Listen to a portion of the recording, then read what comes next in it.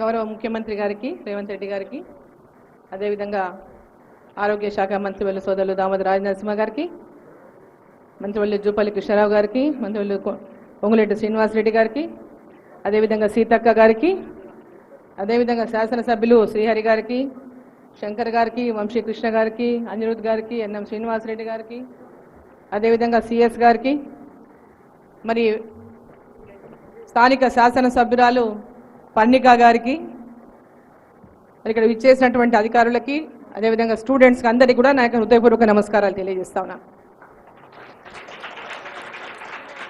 నేను కూడా ఎక్కువ సమయం ఏం తీసుకోను, జస్ట్ అబౌట్ దిస్ కాలేజే మాట్లాడతాను.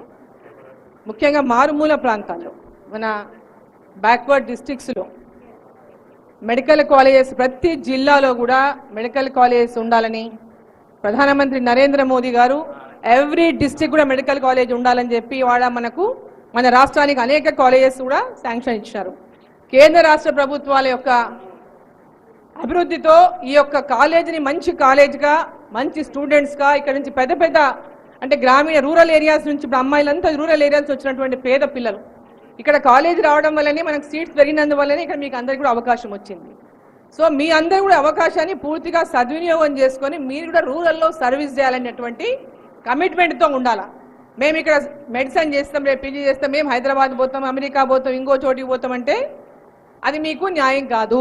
మీరు కూడా రూరల్ ఏరియాస్లో ఫ్యూచర్లో సర్వీస్ చేయాలి.